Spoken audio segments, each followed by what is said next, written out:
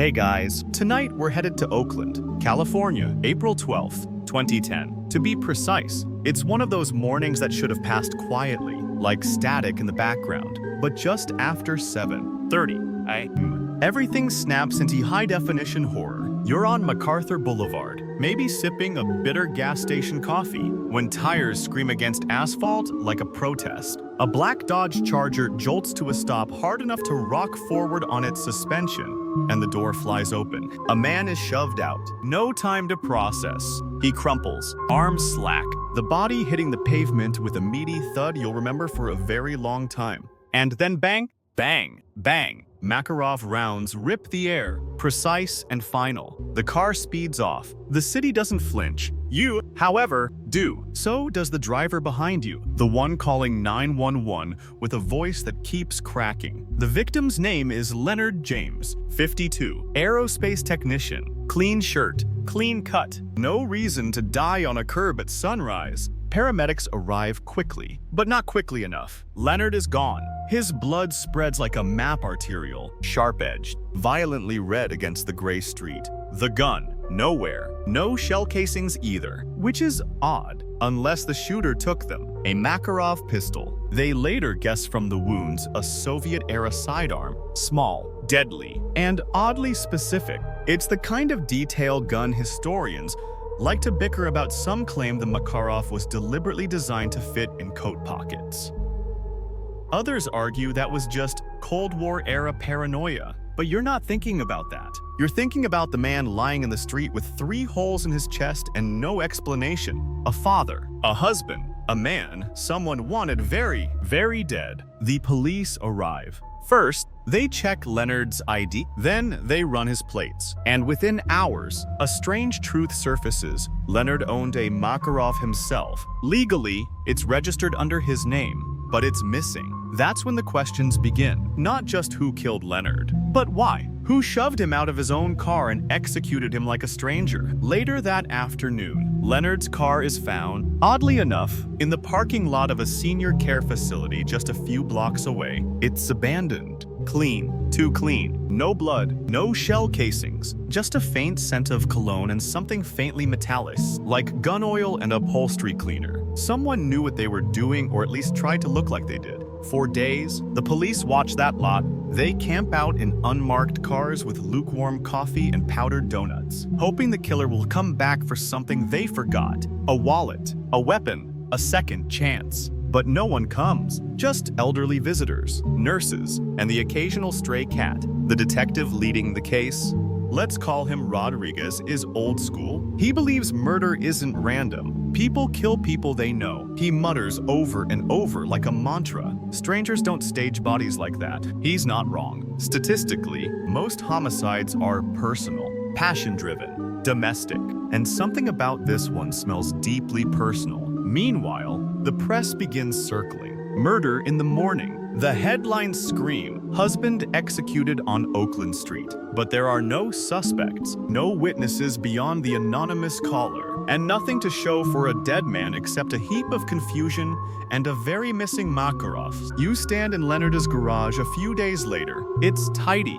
military-level organized. Screwdrivers hang like medals. There's a small safe tucked under the workbench open, empty. The gun's holster is still there, too, like a body without its bones. Historians love to talk about Oakland's complex relationship with crime. It was once a hub of radical politics and aerospace innovation, home to the Black Panther Party and the nation's first high-altitude wind tunnel testing. But it's also a city that knows loss, displacement, gentrification. You feel all of it in that garage, in the air, in the weight pressing down on Leonard's silent workbench. By the end of the week, Rodriguez makes an announcement. The case is now classified as a homicide. Of course it is. But what he doesn't say, not yet, is that the family is being watched. Because that's where every investigator always ends up. Inside the home, you watch the footage, home security, front door cameras, street-facing windows, nothing dramatic.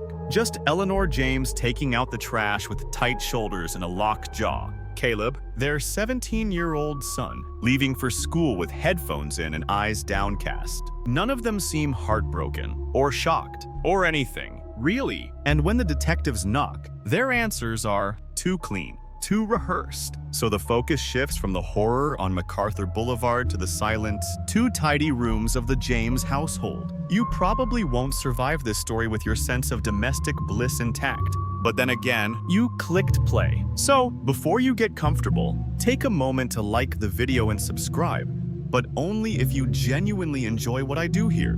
And let me know in the comments where you're tuning in from and what time it is there. Are you an early bird or a midnight listener? Now, dim the lights. Maybe turn on a fan for that soft background hum. And let's ease into tonight's journey together. You stay with the car for a while. Leonard's black Dodge Charger. It's been towed now, parked behind a chain link fence at the police impound lot. The windows are down, which is weird, because who leaves their windows open in Oakland overnight? The interior smells faintly of cleaning solution and leather, almost like someone tried to erase something and didn't quite succeed. There are no bloodstains inside, no bullet holes, no fingerprints except Leonard's on the steering wheel and gear shift. That raises a few eyebrows because if you didn't drive the car that morning, someone cleaned it up with precision. The only sign something's off. The seat is pushed far back, as if someone taller, much taller, had been driving. Leonard wasn't short, but this is a teenager who wants to look cool kind of seat positioning.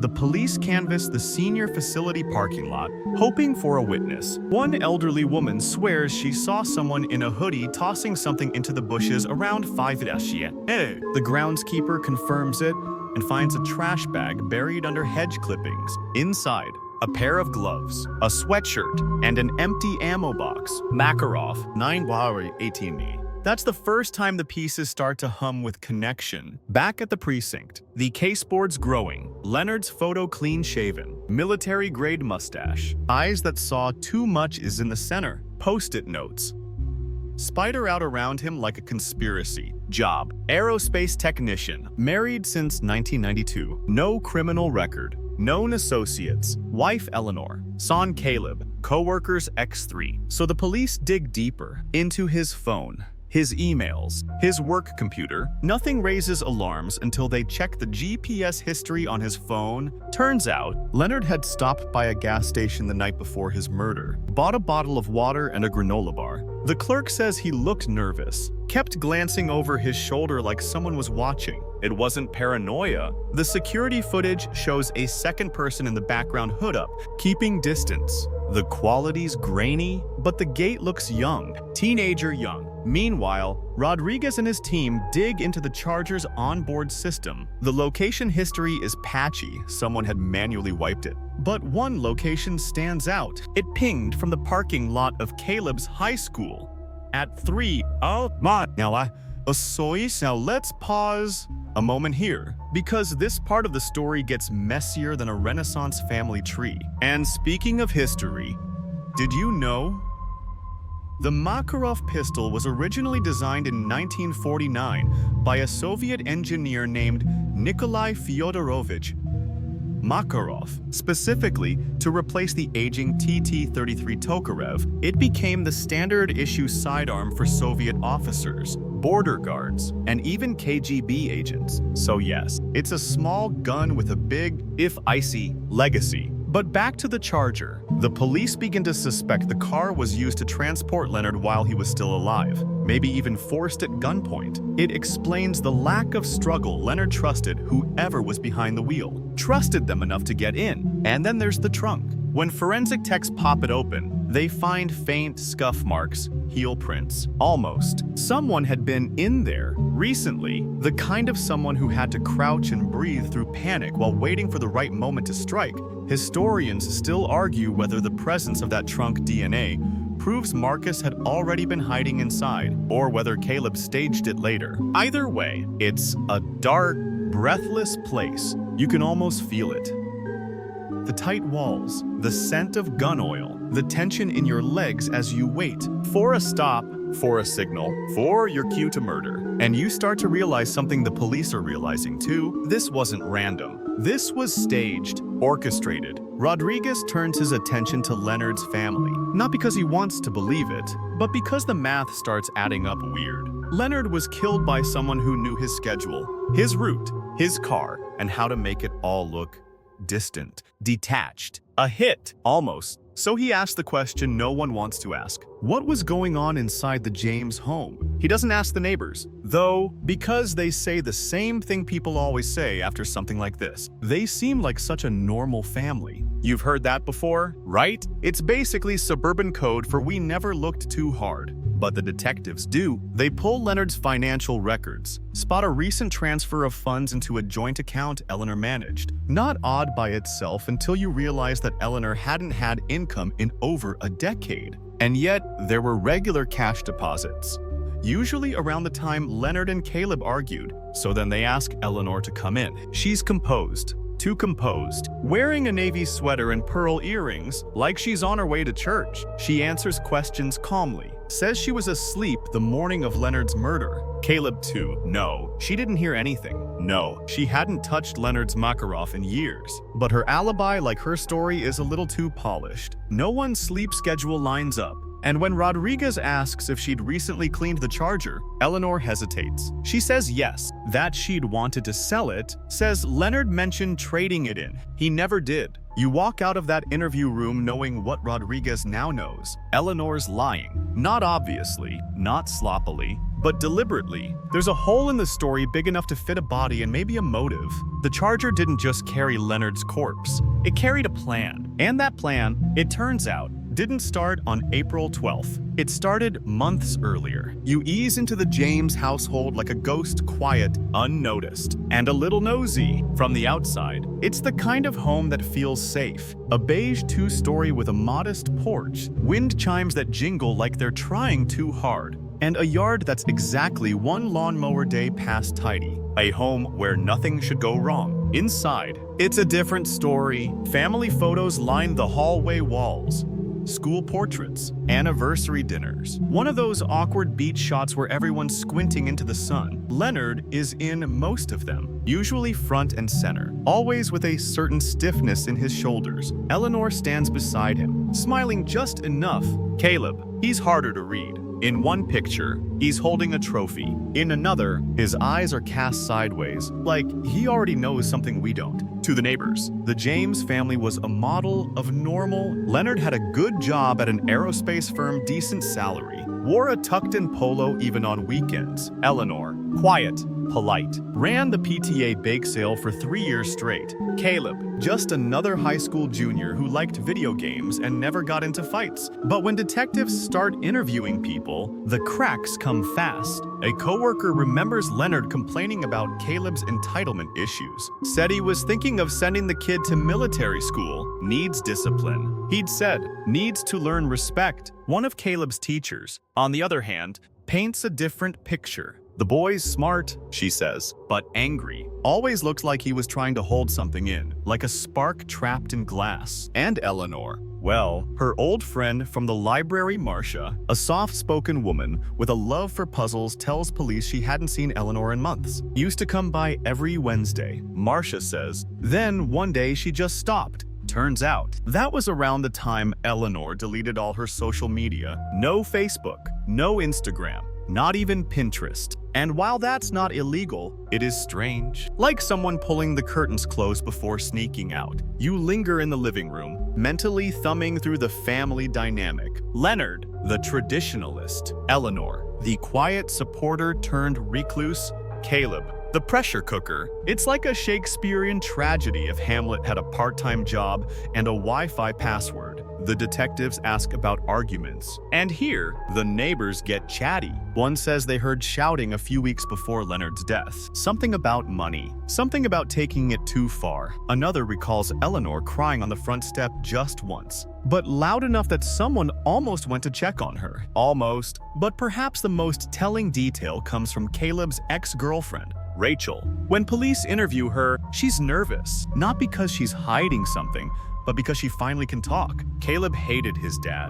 She says he felt trapped, said he couldn't breathe in that house. She tells them Caleb was grounded constantly, that Leonard had installed tracking apps on his phone, that he'd cut off Caleb's allowance and canceled his gym membership as punishment for skipping curfew. He was obsessed with control, Rachel adds, even told Eleanor what brand of cereal she could buy. And here's where it gets messy. Eleanor didn't push back, not in the way you'd expect. She kept the house clean, cooked dinner, and stayed silent. But silence isn't the same as support. Sometimes, silence is how war is waged in slow motion. Still, there was one shift, one quiet rebellion. Eleanor, after nearly 2 decades as a stay-at-home wife, had gotten a job, 2 evenings a week. She worked the register at Carter's Auto Parts on the edge of town. Nothing glamorous. But to her, it was freedom. Her co-workers describe her as efficient, polite, and slightly withdrawn. She didn't talk much, except when discussing classic cars. One co-worker remembers a particularly odd exchange. She asked me once if a 2006 Dodge Charger could be rewired to remove GPS tracking. He says, "I thought it was just hypothetical."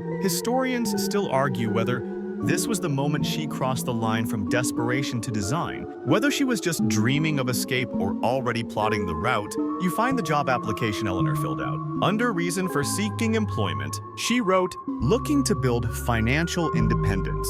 That's code. That's "I need out" in grown-up language. And then there's her purchase history. 2 months before Leonard's death, Eleanor bought a second cell phone, prepaid, no contract, no name attached. The store clerk describes her as polite but very specific.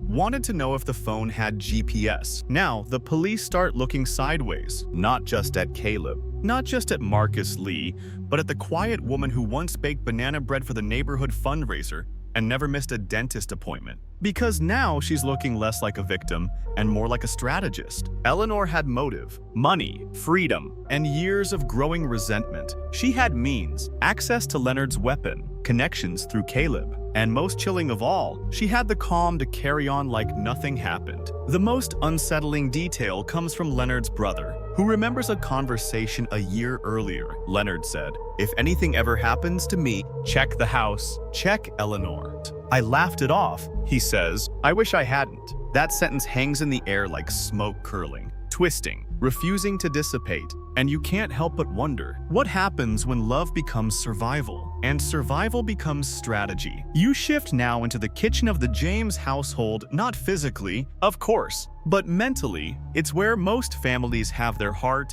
a place for pancakes and apologies. Here, it feels more like a quiet battleground. There's a whiteboard calendar on the fridge. Each day has chores written in Leonard's handwriting. Vacuum, mow, study for chem test. It's all neat, borderline rigid, like time itself had to answer to Leonard. You imagine Eleanor here, arms crossed, jaw tight, nodding silently, while Leonard reminded Caleb for the 4th time that week that Wi-Fi was a privilege, not a right. Caleb, slouched in the corner, probably wearing a hoodie, headphones on, pretending not to care. But of course, he cared. You don't spiral into murder over nothing. Things had shifted slowly, like tectonic plates. Leonard, the aerospace technician, loved precision, and he brought that same cold, measured structure home early on. Eleanor didn't mind. Stability was comforting, predictable, until it wasn't. As the years passed, Leonard grew more controlling.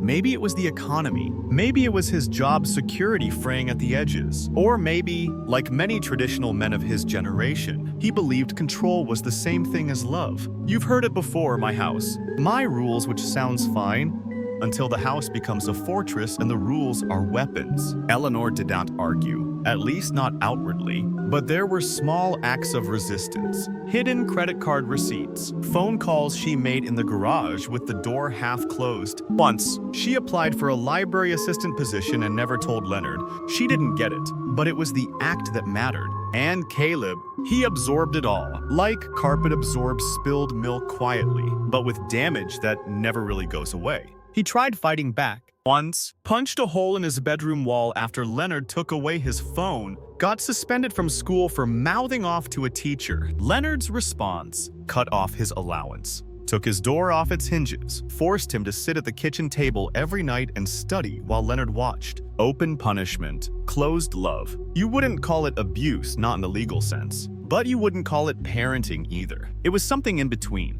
cold, demanding, unforgiving. Historians still argue whether 21st century suburban parenting leaned too hard into discipline as identity, whether a generation raised on self-help books forgot that control isn't the same thing as care. But here, in this house, you see the fallout firsthand. One of Caleb's friends from school, Jason, a soft-spoken kid with paint-splattered Vans, tells police that Caleb once said, "If my dad vanished tomorrow, it'd be the best day of my life." At the time, Jason laughed, because what teenager hasn't said that? But now, it sounds more like a prophecy. Police pull Caleb's school records. His grades were decent, nothing extraordinary, but his attendance started slipping 3 months before the murder. He stopped turning in homework, spent hours in the library, not reading, just scrolling. He got called into the guidance counselor's office twice. The counselor made a note in her file. Student appears disengaged, emotionally distant, maybe experiencing stress at home. No follow-up was made. Meanwhile, Eleanor started pulling cash from their joint account. Small amounts, $30 here, $50 there, just enough to go unnoticed by Leonard, who probably assumed it was grocery money. You know, eggs, bread, paper towels, except Eleanor was stashing it in a ceramic cookie jar shaped like a chicken. Detectives found it under the sink. It had almost $900 in it, mostly 20s. At the auto parts store, Eleanor asked another question one night. If you wanted to sell a car fast, no questions asked, who would you talk to? Her coworker laughed. What is this? Breaking Bad. But Eleanor didn't laugh back. That coworker remembered the moment, not because it was dramatic, but because it wasn't. She said it felt like Eleanor had already made a decision and was just confirming the logistics. And then there was Caleb's phone. The police finally got access to it after Eleanor's arrest. There were deleted messages, half-wiped call logs, and a folder of saved screenshots. Quotes about controlling parents, revenge,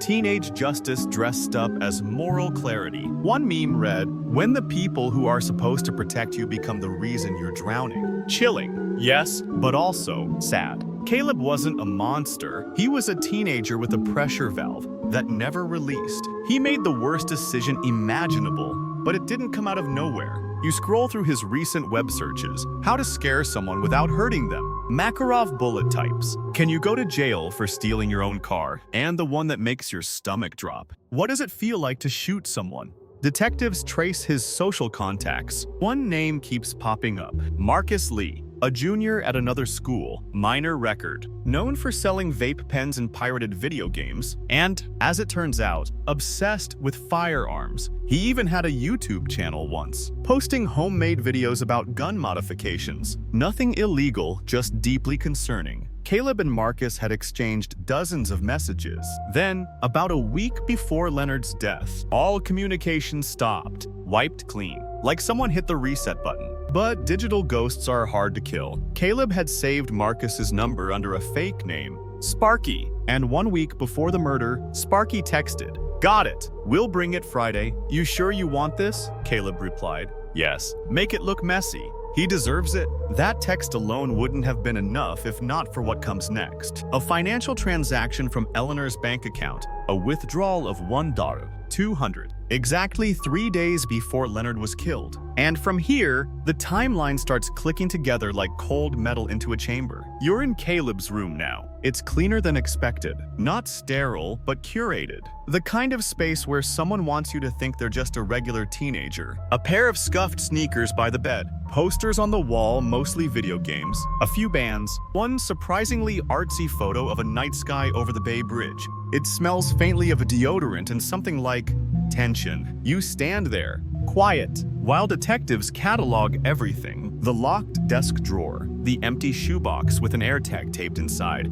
the journal with a ripped-out page. Not dramatic, just methodical, like someone knew what to get rid of and what to leave behind to seem normal. The laptop is what breaks the illusion. Caleb didn't bother wiping the hard drive. Maybe he thought deleting the browser history was enough. Maybe he thought no one would check. But Rodriguez's team checks everything. The search history tells a slow-burning story of a boy spiraling. It starts with things like how to get your dad to respect you, when to report emotional abuse, And is 17 considered adult in California? Normal questions, sad ones, but then the tone shifts. Can a 17-year-old buy a gun? How to disable GPS on a Dodge Charger? Does life insurance pay out if spouse is murdered? And this one, 2 days before Leonard's death. Where to buy Makarov ammo near me? It's chilling. But what makes your stomach turn is that the search wasn't made under Caleb's user profile. It was made under Leonard's, and that's when everything tilts. Because someone logged into Leonard's laptop and used it to look up ammo for the same gun that would later be used to kill him. That's not just incriminating, it's almost poetic in a truly awful way. You sit with that for a moment. The idea that your own home, your own tools, your own technology could be used to orchestrate your murder. Historians still argue whether the digital footprints we leave behind will one day replace eyewitness testimony altogether. But in this case, it's not a debate, it's digital ink permanent, damning, and impossible to ignore. That laptop also reveals a strange overlap. Caleb had recently viewed the social media profile of his girlfriend. Not weird in itself, until you realize the profile had been deactivated months earlier. He wasn't browsing. He was hunting, looking for an old photo, a memory, something to tie off a plan. At the same time, Eleanor's bank records begin to hum with suspicious activity. Remember that $200 cash withdrawal? It coincides perfectly with a text Marcus sent to Caleb. Got the piece. Meet after school. And now we need to talk about Marcus Lee. He's not what you'd expect. No tattoos, no trench coat. Just a wiry kid with a twitchy eye and a mouth that talks a second too fast. When the detectives first bring him in, he shrugs everything off. I don't know Caleb that well, he says. Just traded games once or twice. But the story starts crumbling when they show him the texts. The time-stamped map pings, the ammo box from the care facility trash bag with his prints. Then comes the final straw. A blurry gas station camera image showing Marcus getting into Leonard's Dodge Charger the night before the murder. At this point, Marcus folds like origami. He talks, all of it, and his words chill the air like someone opened a freezer. He says Caleb came to him with a favor, wanted to scare his dad, said Leonard was dangerous, said Eleanor backed the plan. She gave me the gun, Marcus says, voice cracking, said it was just to freak him out, a warning shot or something. I didn't mean to kill him, but it's too late for that now. Marcus describes the whole thing like it's a movie. How Caleb helped him climb into the trunk of the Charger while Leonard was asleep. How Eleanor checked the driveway to make sure no one saw. How they drove to MacArthur Boulevard in the early morning fog. How Caleb hit the brakes, opened the door, and Marcus climbed out gun in hand, heart racing. He looked right at me. Marcus says, didn't even scream. It was over in seconds. 3 shots, then the Charger sped off, with Caleb behind the wheel, and Marcus jogging through alleyways, ditching the sweatshirt and gloves like they were curses he could outrun. You sit there, stunned, not because of how it happened, but because of how ordinary it all seems. No criminal masterminds, no psychopathic flair, just a kid who felt suffocated, a mother who felt invisible, and a friend who said yes to the worst request imaginable. And maybe that's what keeps you up tonight. Not the violence, but the quiet, casual steps that led to it, like falling asleep at the wheel and drifting over the median. The officers read Eleanor her rights in her kitchen. She's making tea. When asked if she knew Caleb had a gun, she says no. When asked about the money she gave him, she says it was for school clothes. When asked about Marcus Lee, she goes silent. But silence doesn't save her. And when they tell her Leonard is dead, really dead, she just nods. No scream, no gasp, just a long exhale, as if she'd been holding her breath for years. You find Eleanor sitting alone in an interview room, now cold metal table, 2 chairs, and that awful flickering fluorescent light that makes even innocent people look guilty. She's wearing the same navy sweater she had on when they arrested her, still buttoned to the collar, still calm. Rodriguez sits across from her, a legal pad in front of him. He doesn't raise his voice, doesn't even lean in. He just waits. Because Eleanor's the kind of person who doesn't crack under pressure, she dissolves under silence. And sure enough, after 10 minutes of nothing but the hum of the AC, she speaks. I never wanted him to die. She says, I just wanted him to feel powerless for once.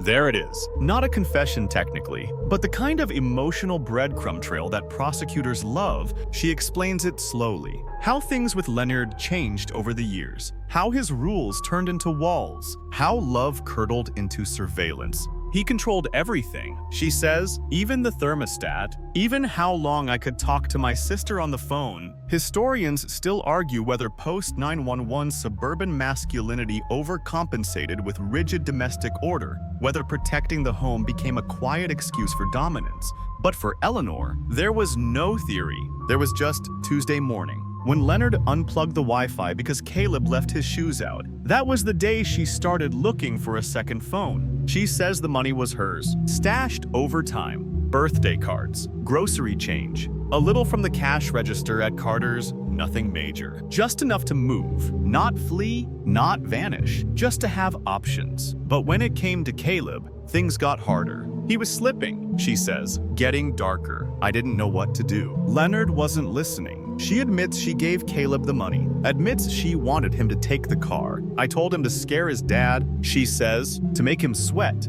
That's all. Rodriguez lets the silence hang again. Then he asks the question she's been dreading. Where did the Makarov come from? Eleanor pauses. For the first time, her eyes twitch. She says she doesn't know, that it was Leonard's, that it must have been stolen. But her fingerprints are on the safe. The ammo box had her DNA. The lie doesn't hold. She tries to shift the narrative. I wasn't the one who pulled the trigger, she says. I wasn't even there. And that's true. In the same way, someone who lights a match and walks away isn't technically responsible for the house burning down. You linger on that for a while. Because this is where the morality starts to blur, Eleanor wasn't a villain in the traditional sense. No cape. No maniacal laugh, just a woman who'd spent years swallowing resentment like gravel, and eventually, it wore through. After the interview, Eleanor is processed, mugshot, prints. The sweater goes into evidence. Back at the house,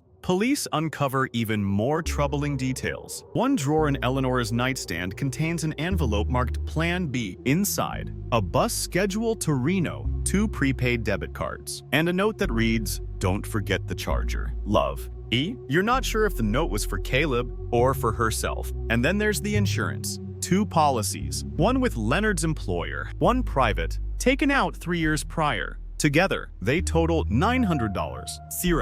Guess who the sole beneficiary was? Detectives check Eleanor's spending after the payout. In the 6 months following Leonard's death, she bought a new car, leased a waterfront condo, took a trip to Arizona first class. None of it illegal. All of it suspicious. It's not just that she moved on, it's that she thrived visibly, unapologetically. When asked about the money, she says it was rebuilding, says she was entitled to a new life. Maybe she was, but a week after Leonard's funeral, she posted a photo to a private Facebook group, her smiling in Sedona, red rocks behind her. The caption, "Sometimes you have to lose everything to find peace." The detectives print it out and pin it to the caseboard. Meanwhile, Caleb is in juvie. His confession comes in waves, hesitant at first, then unraveling fast. He says Eleanor never told him to kill Leonard, that the gun was just for show, that Marcus panicked, that everything went wrong. He still calls her mom in every sentence, still says she was trying to help,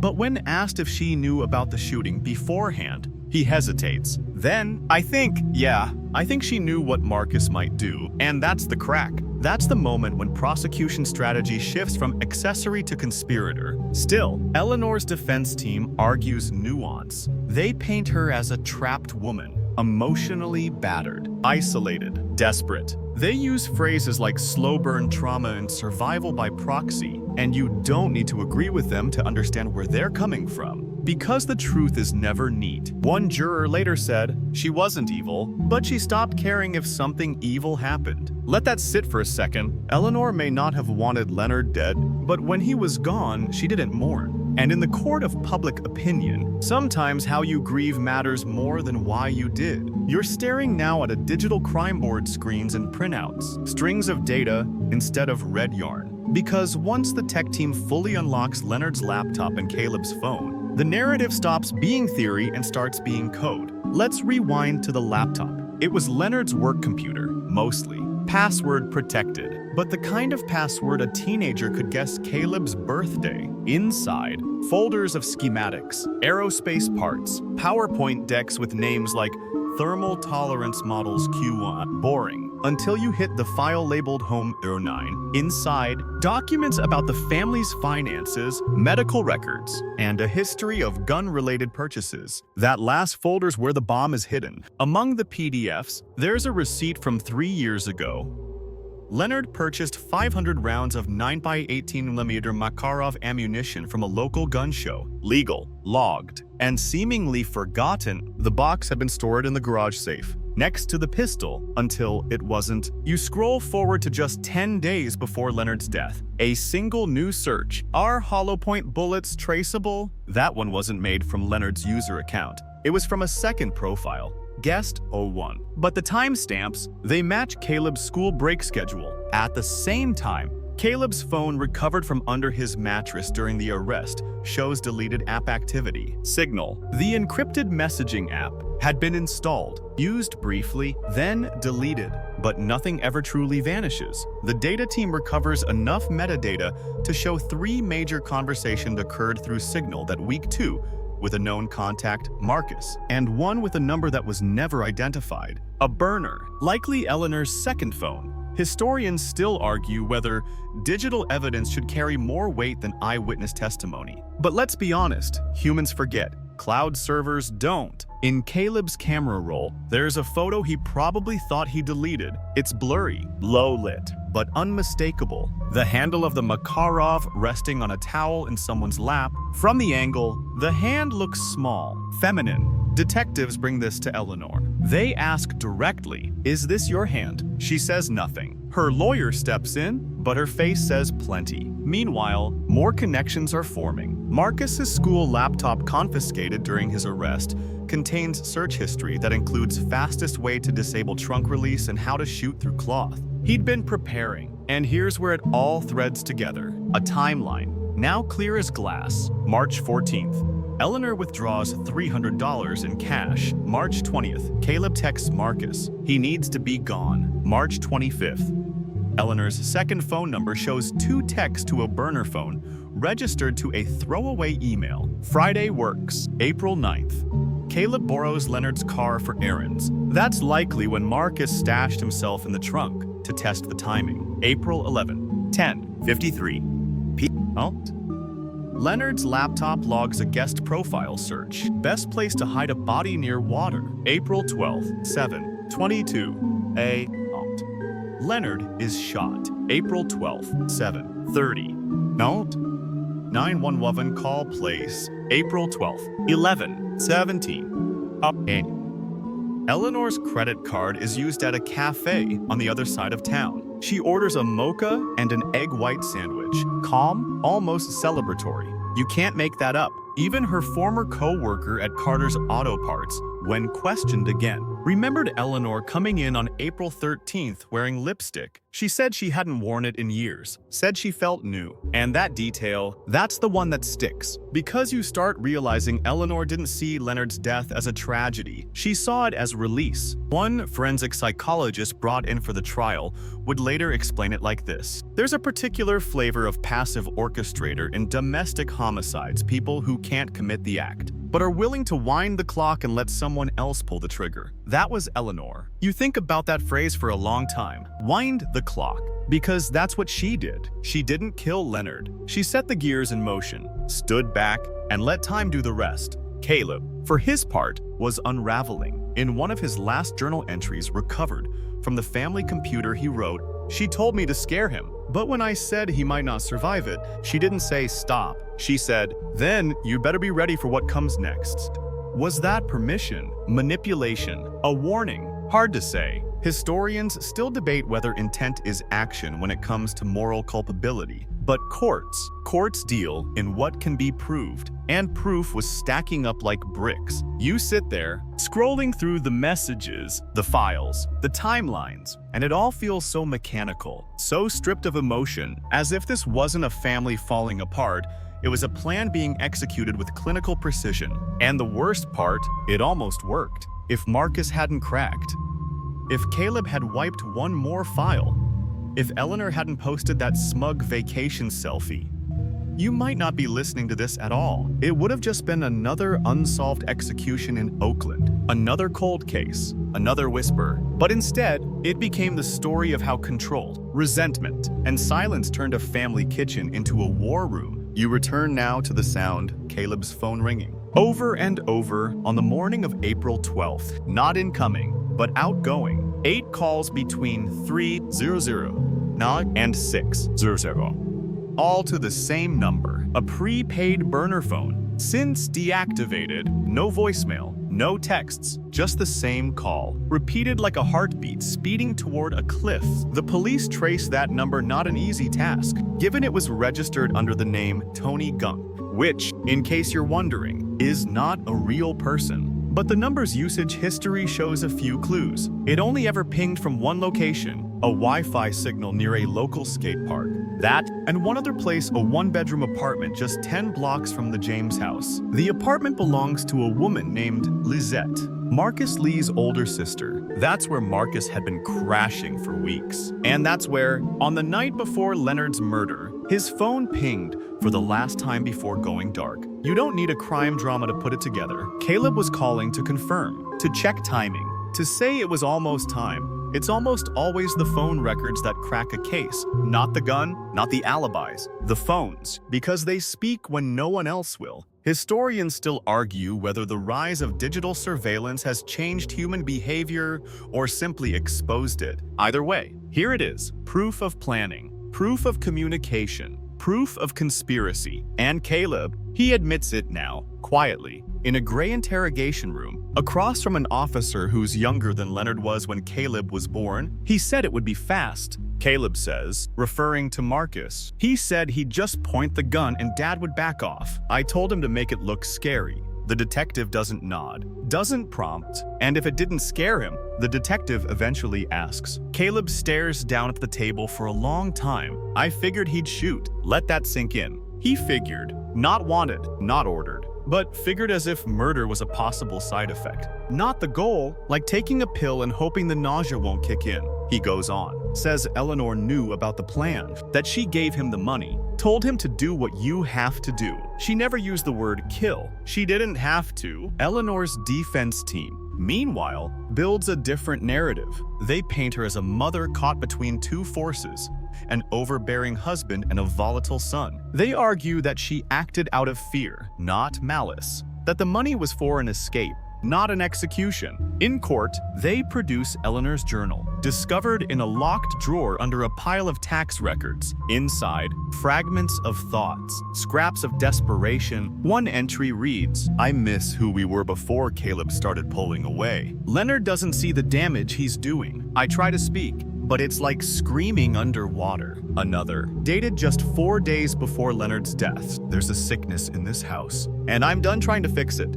Quirky fact, Eleanor had bookmarked a website on how to open a bed and breakfast in Arizona. She even saved listings for rustic inns outside Sedona. The woman who helped plan a murder was also daydreaming about lavender sheets and homemade granola for guests named Carol and Jeff from New Hampshire. It's not supposed to be funny, but it kind of is. Because murderers, real ones, don't wear cloaks or twirl mustaches. Sometimes, they just fantasize about soft towels and early retirement. Marcus's version of events never wavers. He says Eleanor met him twice. Once in the back of Carter's auto parts parking lot, where she handed him a paper bag with cash and what felt like a heavy box. And once again, the day before the murder, when she gave him the final okay. She denies both meetings, but Marcus describes the sweater she wore, the smell of her perfume, the way she said, just be careful. He can be aggressive. Caleb confirms the handoff, says Eleanor knew the plan, encouraged it. Even, she didn't cry when I told her Marcus was doing it. He says, she just said, we'll get through this.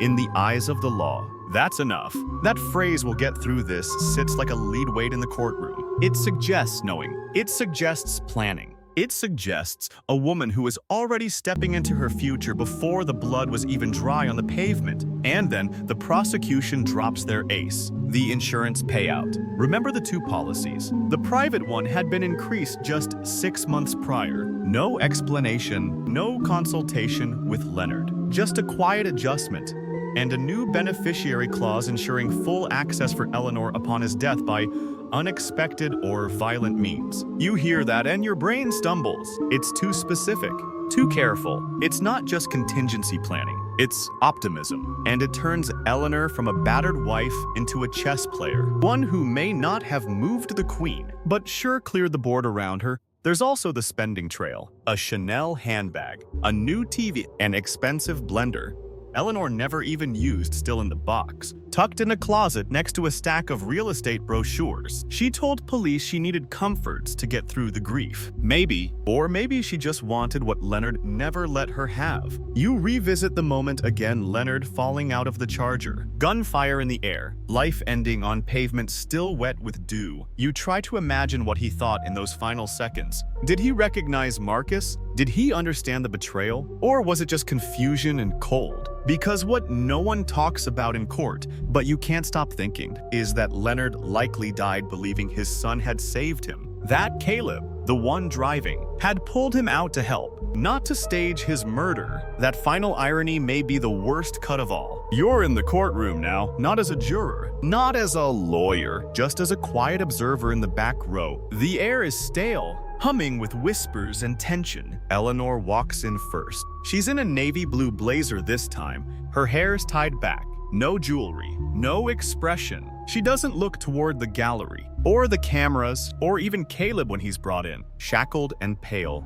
Marcus is already seated, head down, shifting in his chair like the cushion's been replaced with hot coals. His lawyer keeps a hand on his shoulder, probably to keep him from bolting out of sheer nervous energy. The case is State of California v. Eleanor James, Caleb James, and Marcus Lee, triple defendant, single narrative, and the prosecution is ready. They begin by laying out the story you've now heard in painful, exacting detail. Leonard James, 52, aerospace technician, husband, father, shot to death by someone hiding in the trunk of his own car on a quiet street in Oakland. Then they go deeper. Phone records, the burner calls, the texts, the gun, the bullet trajectory, the ammo box found in the bushes, the deactivated signal chats, the Makarov purchase, the insurance policies, the timeline, the motive, the method. One by one, they pull back the curtain, and behind it, there's no mastermind, just 3 people trying to feel less powerless in a house built on control. Marcus testifies first. He's sweating. He won't look at Eleanor. Says Caleb contacted him out of the blue. Offered $200 just to scare him. Marcus says again, that's all it was supposed to be. He claims Eleanor gave him the cash, that she never said kill, but also never said don't. When the defense presses him, he folds fast. Look, he snaps. I didn't wake up that day planning to murder someone, but once I was in that trunk with the gun, it felt like I didn't have a way out either. It's an ugly truth. Fear of backing out can be just as powerful as the urge to go forward. Then Caleb takes the stand. He's calmer than anyone expects, almost numb. His voice doesn't tremble, but it doesn't rise either, like he's reading off a script written in his own shame. She didn't tell me to kill him, he says, referring to Eleanor. But she knew exactly what Marcus was going to do. She just didn't stop it. The prosecution asks him what made him go through with it. I was tired, Caleb says, tired of being told who to be, what to say, what not to feel. The courtroom stays silent for a long time after that,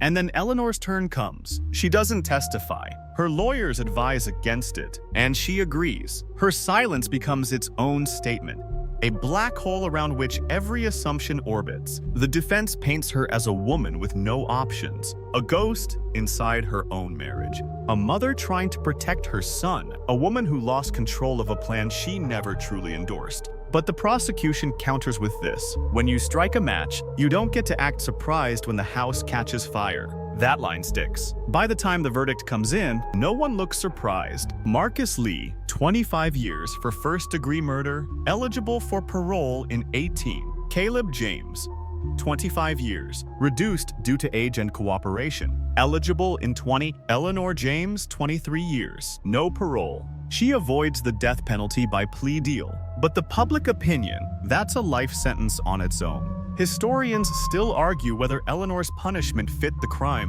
Was she the puppet master or just another thread in a tangled web? Did she plot a murder or just allow one? You don't get those answers. Not really. But you do get this: the aftermath. Eleanor is transferred to the Central California Women's Facility in Chowchilla. She doesn't appeal, doesn't write a book. She fades into paperwork. Inmate 219-8436. Her fellow inmates describe her as polite, quiet, and distant. She volunteers in the library, reads mysteries, knits, keeps mostly to herself. One says, she seemed like someone who'd already disappeared before she ever got here. Caleb is sent to a youth offender facility. He gets his GED, starts counseling, writes letters to no one, signs them. I didn't mean to go that far. I just wanted out. Marcus struggles more, transfers facilities twice due to threats, eventually requests solitary for clarity, which, in prison code,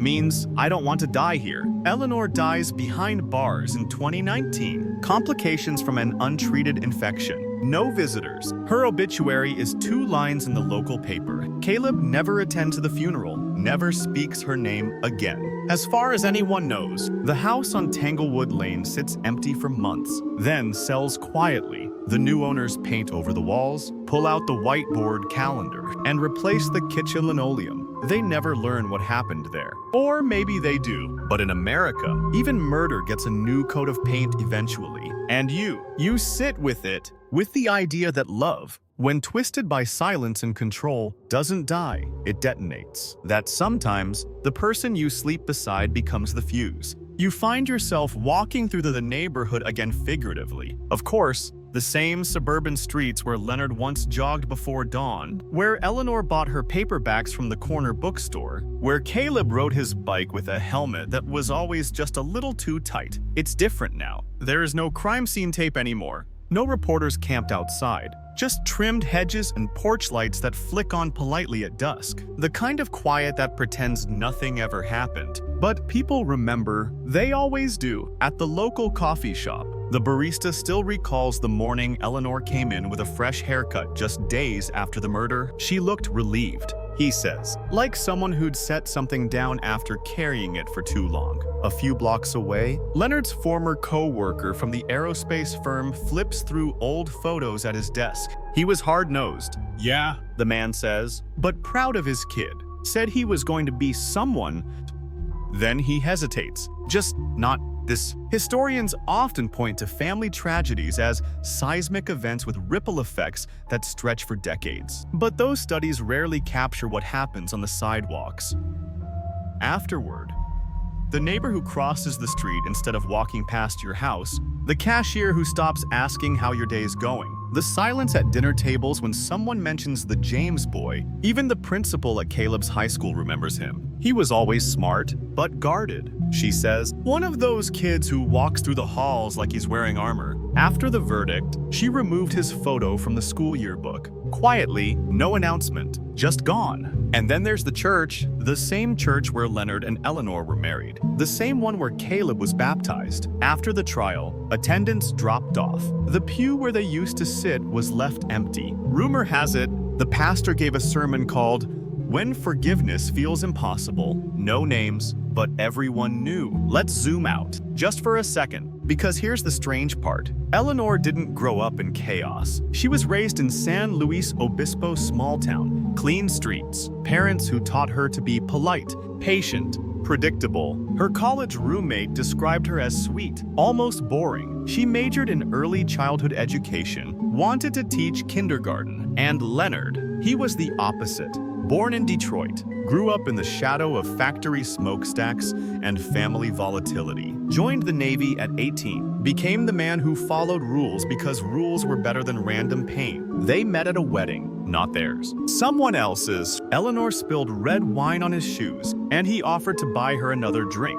That's how it started. With a small accident, a smile, and a promise to be better than what came before. Sometimes, the most tragic endings begin with the quietest hopes. Back in the courtroom, the district attorney, weeks after the sentencing, gave a short interview. When asked what made the case stick, he said, "It wasn't just the evidence, it was the vibe." The vibe? That sickening feeling investigators got when they walked into the James house and felt nothing. No grief, no shock, just the sound of a microwave humming and someone folding laundry with robotic precision. That's the detail that haunts you, the microwave. Because even after orchestrating the death of her husband, Eleanor was still warming up leftovers, still sorting socks, still existing inside the mechanical rhythm of suburbia. There's a psychological term for this: compartmentalization, the ability to separate acts of horror from daily routine. It's how people lie, cheat, kill, and still ask if you want cream in your coffee the next morning. Eleanor wasn't a monster, she was a master of compartments. One of the jurors from her trial said the hardest part wasn't deciding on guilt. It was imagining how long she'd been waiting for this. Not scheming like a cartoon villain, but waiting. Watching Leonard's control tighten like a noose. Watching Caleb's rage build like pressure in a pipe. Waiting for someone, anyone, to light the match. And when no one else did, she gave someone the gas and looked away. What you realize now is that this wasn't one crime. It was dozens of small betrayals stacked like dominoes. A withdrawn allowance, a locked safe, a closed bedroom door, 1,000 little silences Eleanor sat through because she didn't think she was allowed to speak, until she spoke with her actions instead. And here's your quirky tidbit: because you've earned one. After her sentencing, Eleanor reportedly requested only 2 items for her prison cell: a copy of Jane Eyre and a single electric kettle. Jane Eyre, the novel about a woman trapped in a house ruled by a manipulative man, struggling to assert her independence without destroying her moral compass. Appropriate, on the nose. Ironic, historians would love to debate it. Book clubs, too. As for the kettlewell, maybe even someone guilty needs a warm cup of tea at night. Now you're in Eleanor's prison cell, or rather, you imagine it. 10 feet by 8, pale concrete walls, a narrow cot with a thin mattress that always smells faintly of bleach and thyme. There's a shelf with her few allowed possessions: 2 paperbacks, 1 toothbrush, a worn deck of playing cards, and the electric kettle. She uses it daily, not just for tea, but for instant oatmeal, soup from plastic packets, the little creature comforts that help a person pretend this isn't their permanent address. She doesn't talk much inside. The prison staff says she's respectful, quiet, and oddly organized. Keeps a log of everything: laundry dates, meal rotations, weather patterns outside her window. One of the correctional officers calls her Clockwork Eleanor. It's not meant as a compliment. You might think she's numb, but the truth, she's very aware, always watching, observing, like someone still calculating an escape route that no longer exists. And she writes every day. Not letters, not really. Just pages of thoughts, some reflections, some lists, some lines that seem to loop endlessly. One entry found after her death reads, "Monday, boiled water. Saw a bluebird through the mesh. Caleb is 24 today. I miss the sound of shoes on wood floors. I don't regret wanting out. I only regret the heat of the moment." That line, the heat of the moment, tells you more than anything else. Because Eleanor didn't act from madness, she acted from accumulation, from slow pressure and quiet despair, which might make it even worse, depending on how you look at it. And while she serves her time, the world outside quietly forgets her, except for the insurance company. Remember that $900 thousand. After the conviction, a legal battle erupts over the payout. California law allows insurance benefits to be revoked in cases of murder, even if the recipient never physically committed the act. So the estate freezes Eleanor's assets. The condo is repossessed. The car auctioned, the Chanel purse sold online to someone who will never know its origin. All that cash, all that comfort, it drains away, slow and bureaucratic. And with it goes any hope of Caleb ever inheriting a cent. In a quiet, surreal twist, Leonard's brother files suit for control of the remaining estate. He wins, and he doesn't keep it.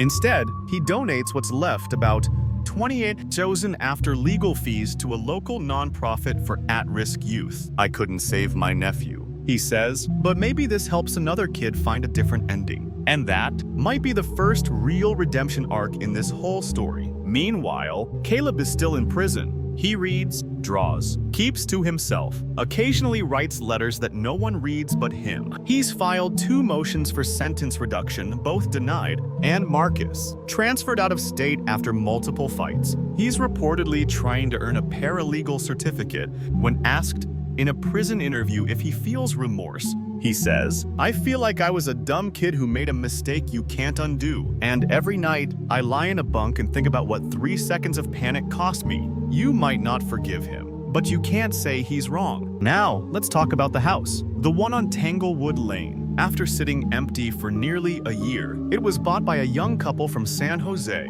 They didn't know, not at first, but the neighbors, bless their hushed tones, filled them in eventually. One of the new homeowners, a tech worker named Derek, found something strange in the attic. A dusty manila envelope containing a set of blueprints, hand-drawn floor plans of the house, every room labeled, every exit marked in Eleanor's handwriting. Derek thought it was weird, like she'd been planning something bigger, he said, like she was going to flee, or remodel, or maybe both.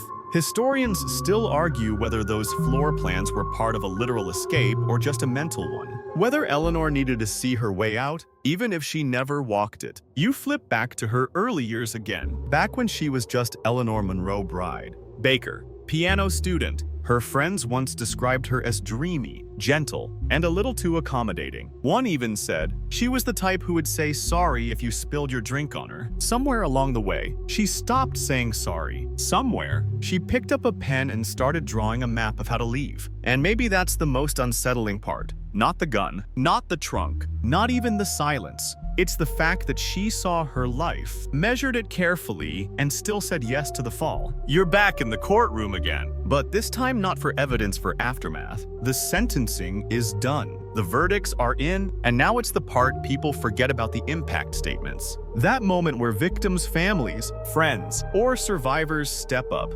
and try to put pain into language. Most jurors don't remember the legal jargon, but they remember this part. Always. Leonard's brother speaks first. His name is Douglas James, older by 5 years. Same jawline, same clipped way of talking. He steps to the microphone and unfolds a single sheet of paper. "My brother loved systems," he begins. "He liked when things made sense. When cars started on the first try, when coffee was brewed by 7:00 a.m., when his son got B's instead of C's, he swallows hard, but life doesn't follow blueprints, and Leonard never quite figured out how to bend." Then he pauses, long enough that the courtroom holds its breath. He wasn't perfect. Douglas continues. He could be harsh, unbending, but he didn't deserve to die like a stranger on a sidewalk. He didn't deserve to be abandoned by the people he fed, clothed, and protected. Then he looks briefly at Eleanor, and if love isn't enough to stop a tragedy, he says, then maybe honesty would have been. He sits. No one claps. That would be inappropriate. But no one speaks either. Because what do you say when someone's grief sounds more like math than poetry? Historians still argue whether these impact statements actually influence parole boards or sentencing outcomes. But in this case, the power lies in the stillness afterward. A courtroom filled with the ache of a family story that ended in the worst possible footnote. Then someone unexpected rises to speak. Leonard's former supervisor at the aerospace firm, a man in his 60s with square glasses and an engineer's rigid posture. He was meticulous, the man says, worked double shifts, never called in sick.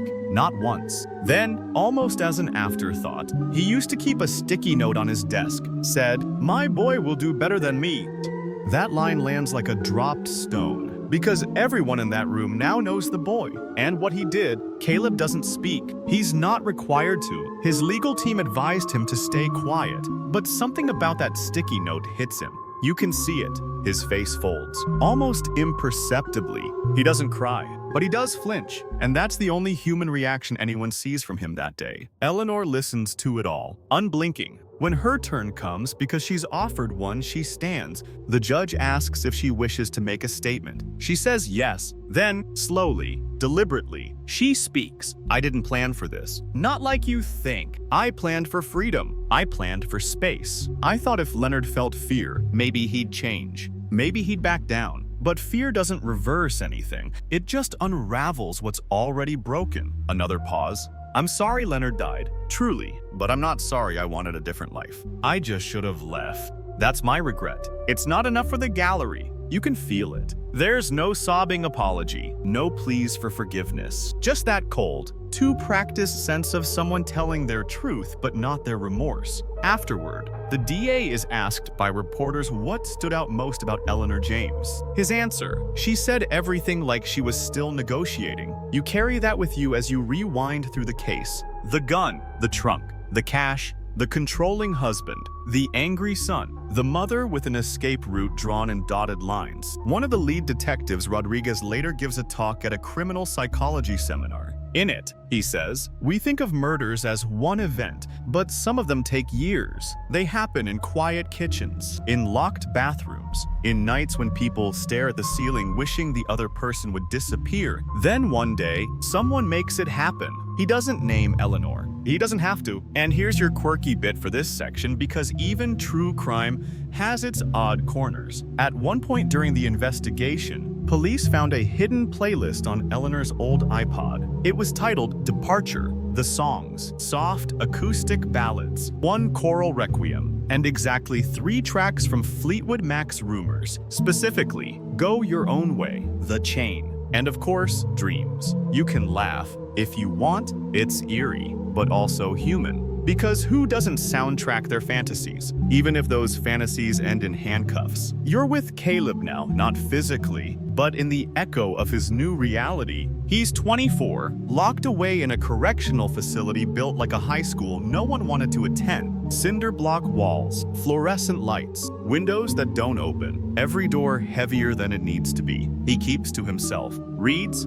paints, refuses all interviews. But once a year on April 12th, he requests the same thing from the prison library: a map of Oakland, not a fancy one, just the kind they hand out to tourists who accidentally wander in expecting San Francisco. He doesn't explain why, just traces MacArthur Boulevard with his finger for a few minutes, folds it neatly, and returns it. He's not allowed to own a pen that day. Caleb's life now is measured in small rituals. Breakfast at 6:30, yard time at 10, group therapy twice a week, though he rarely speaks. He's not violent, never was. But there's a heaviness in him that even the guards pick up on. One of them says, it's like he's already living the rest of his sentence in his head. He's not angry anymore, just dimmed.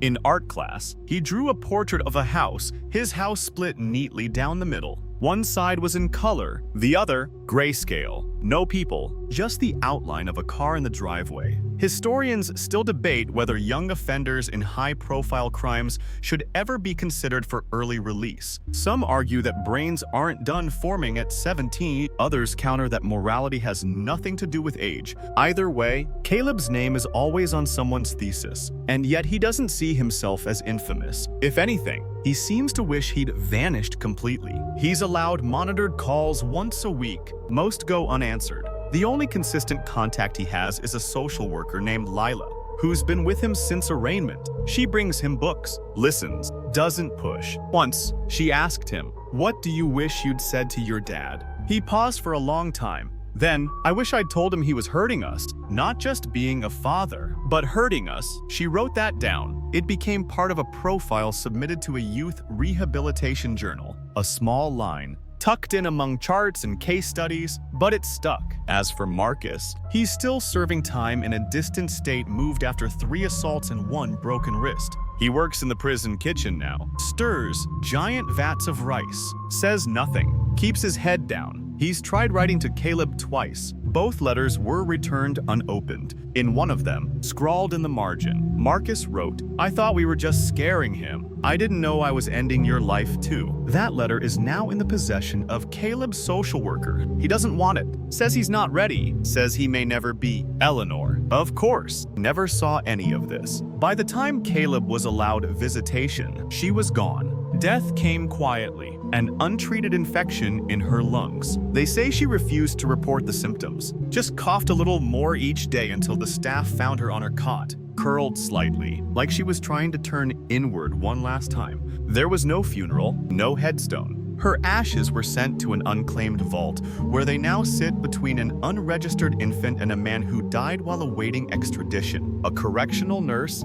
the last person to see her alive, remembers her final words. Not profound, not confessional. She'd asked, "Do you think it's raining outside?" It wasn't. It was 94 degrees and dry, but maybe that's what she hoped for. Something to wash everything away. Back in Oakland, the care facility near where Leonard's Charger was abandoned has expanded. They've paved over the lot, planted a row of hedges. There's no plaque, no marker, just soft new grass where a man once died because love, trust, and control collided in the worst possible way.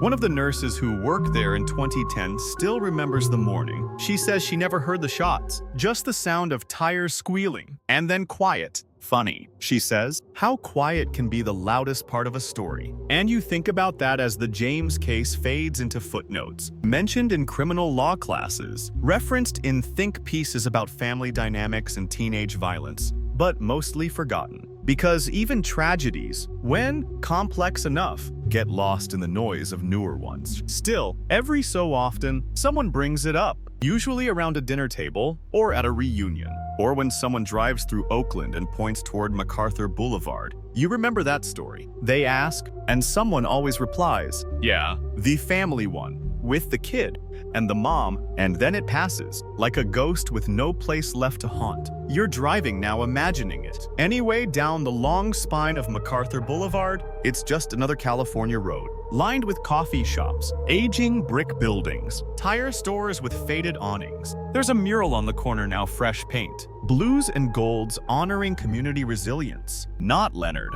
not Eleanor, just the neighborhood trying to remind itself it's still here. It's been years, but something about the place still vibrates with memory. A security guard at the care facility knew her. Younger mentions the incident only when asked. He gestures toward the row of hedges, now waist-high and flowering. Right there, he says. That's where they found the guy. But he wasn't there for it. It's secondhand, echoed. The only ones who really remember now are the people who tried to forget. A retired police technician who helped process the Charger says it still shows up in his dreams. The smell of the interior, that eerie feeling of knowing someone crouched in the trunk for hours, heart pounding, waiting for a cue to commit something irreversible. He says, "I've seen a lot, but that one, it was like walking through the aftershocks of something no one wanted to admit had been rumbling for years." And that's the truth. Leonard's death didn't start with a gunshot. It started with decades of silence, of unspoken fears and swallowed frustrations.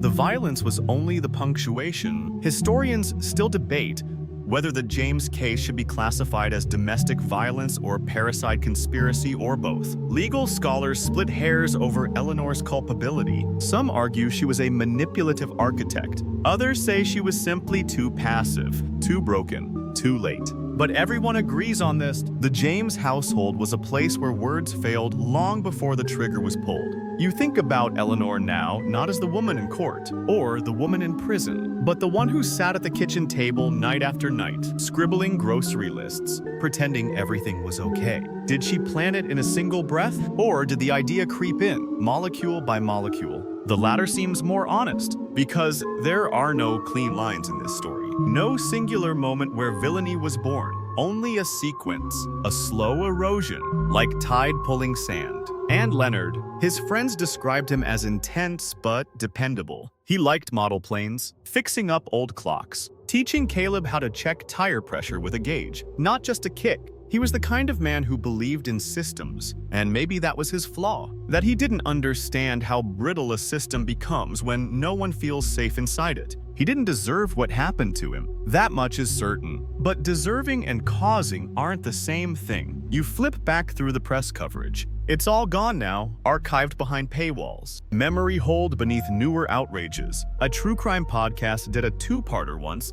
but it fizzled. Not sensational enough. Too sad. Too gray. That's the thing about cases like this, they're heavy. They don't lend themselves to easy conclusions. They don't satisfy our craving for clean justice or cartoon villains. They just sit in the dark, breathing slowly. At a community forum, years later, someone asks if anything changed after the James case, if the city learned something, if the system got better. A social worker answers, "We talk about family dynamics now. We ask more questions, but mostly, we just learned how invisible desperation can be until it isn't." That's about as honest as it gets, because you can't always see the cracks from the outside. Not when the house is freshly painted and the lawn is trimmed and the family waves politely. But inside, maybe someone's sleeping in the car to avoid another argument. Maybe someone's memorizing escape routes. Maybe someone's hiding a gun in the back of a sock drawer. Eleanor James wasn't a monster, but she let a monster grow in her silence and then gave it direction. Caleb wasn't born to kill, but he was taught to obey, and then left to interpret what obedience meant. And Marcus, he was just the final link. The one who said yes when someone should have said,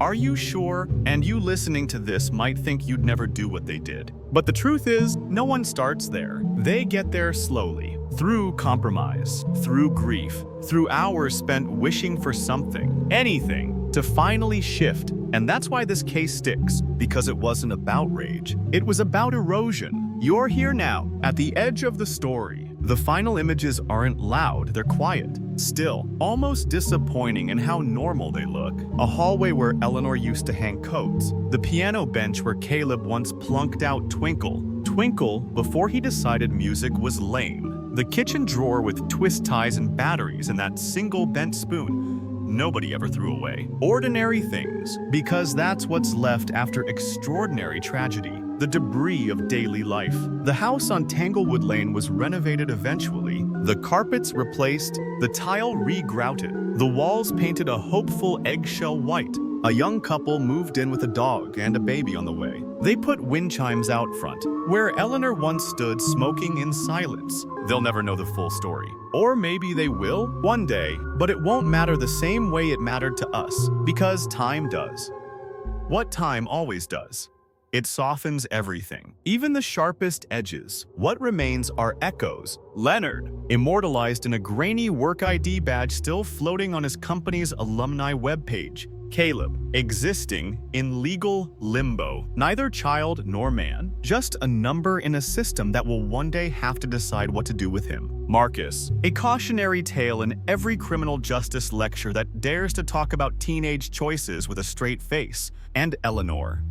Eleanor, who once fantasized about owning a bed and breakfast in Arizona, who read Jane Eyre in a prison bunk, who drew floor plans like escape spells reduced to a case file, a sealed record, a line in a ledger marked deceased. Sometimes, justice doesn't feel like closure. Sometimes, it feels like fatigue. There's no dramatic finale, no twist ending, just a quiet, sinking understanding that this didn't have to happen, that any one person could have spoken louder, left sooner, loved harder, or just asked a single question in time. Are you okay? But no one did, and so a man died. A boy was lost, a family unraveled. You exhale now, not because it's over, but because you've held your breath for too long. The lights are low. The fan hums gently. Your pillow is cool beneath your cheek. And the last image you carry is this: a black Dodge Charger rolling slowly through a California dawn. One life ending, 3 others beginning to pay the price. Because even in silence,